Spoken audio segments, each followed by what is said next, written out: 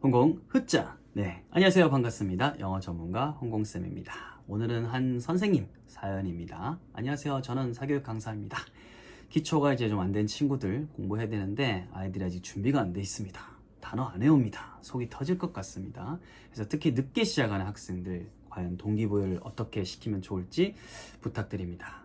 사실 좀 어려운 부분이에요. 진짜 어렵고 현실적인 이제 질문이라 생각이 됩니다. 한번 제가 생각하는 방법 한번 공유해 보도록 하겠습니다.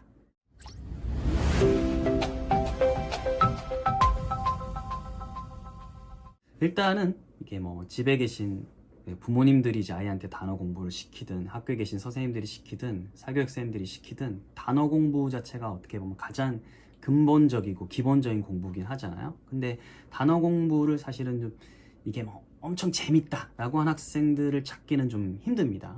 힘들기 때문에 어떻게 하면 좀 단어 공부를 좀 쉽게 시킬 수 있을까 고민을 사실은 모두들 많이 하잖아요. 근데 이제 이처럼 단어 공부 약간 좀 시기가 늦었는데, 늦었단 말은 다른 친구들 벌써 이만큼 알고 있잖아요. 요만큼의 양을 이제 따라잡으려는 입장에서는 안 그래도 싫어하는데 분량까지도 이렇게 또 늘어나기 때문에 더 이렇게 사실은 악순환인 상황인 것 같아요. 그래서 이거는 이 영상을 통해서 단어 학습 자체를 어떻게 조금 더 편하게 가져갈 수 있을지 가르치는 입장, 배우는 입장에서 좀 생각을 해봤으면 좋겠습니다. 일단은 이렇게 되면 이 선생님 입장에서는 조금 더 많은 노력과 케어를 하셔야 될 수밖에 없어요. 그건 공에 계시든 사에 계시든 이런 상황에서 아이의 어떤 안타까운 점, 이런 좀 문제점을 좀 도와주고 싶다라고 하면 더 노력을 일단은 해야 될 수밖에 없는데, 어떤 노력을 해야 될지 한번 저도 좀 공유를 드리면, 첫 번째 출발점을 다른 이미 단어를 잘 하고 있는 학생들하고 어떤 좀 똑같은 목표, 목적을 가지고 가야겠다라는 생각을 좀 내려놔야 될 것 같아요. 그 친구들을 목표로 삼는 것을 출발로 한다라고 하면 학생도 따라가기 힘들고 따라갈 생각도 없을 거고 선생님도 되게 힘들 거예요. 그래서 학습량 부담을 일단 줄여주는 거로부터 시작해야 될 것 같아요. 선생님들은 영어를 사실은 잘하잖아요. 그래서 학생들 입장에서 생각을 하기가 좀 어려워요. 많은 학생들도 가르쳐야 되기도 하고. 그래서 학생 입장에서 보면 영어가 지금 어떻게 보이겠어요? 늦게 시작한 애들은.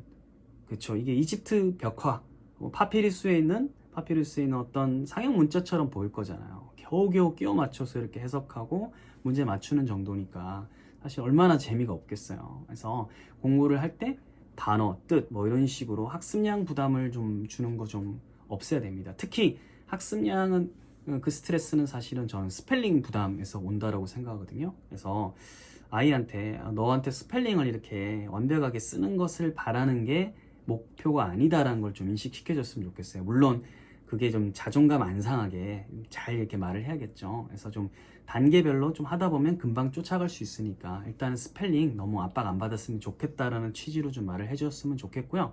그러려면 사실은 그냥 단어 던지고 뜻 하는 것보다는 사실 이미지를 쓰면 좋죠. 그래서 보조 학습 뭐 프린트물이든 뭐든 할 때 이미지를 주고, 물론 이제 구글에다 단어를 검색해서 이미지로 찾으면 이미지 많이 나오거든요.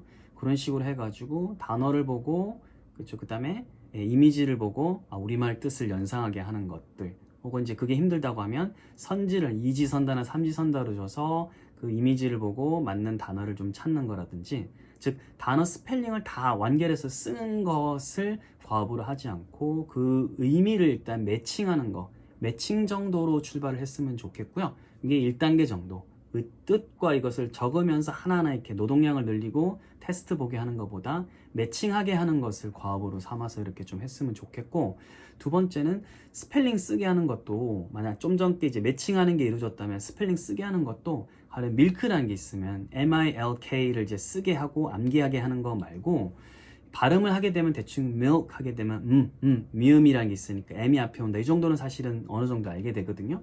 그래서 어떻게 하냐면 milk를 선생님이 이렇게 이 순서를 바꿔놓는 거죠. milk가 아니라, 그렇죠, 뭐 lkim 이라고 하고 milk라는 뭐 그림을 주고는 요거를 이제 순서를 재별해라고 했을 때는, 그래도 애들이 milk니까 m, i, milk, 그리고 받침 l 뭐 이렇게 생각할 거잖아요. 친구들이 lk 이런 식으로 하다 보면 파닉스에 대해서도 이렇게 다시 이제 머릿속으로 정립할 수 있고, 그래도 아무것도 없는 것보다는 좀 나으니까 이런 식으로 스펠링 부담을 덜어주는 어떤 보조 학습이 저는 필요하다고 보고, 맞아요. 선생님들이 정말 힘들지만 그런 자료들을 많이 만들고 좀 비축을 해 놓으면 그 다음에 학생들을 또 이렇게 가르칠 때 또 많이 도움이 될 거라 생각하고요.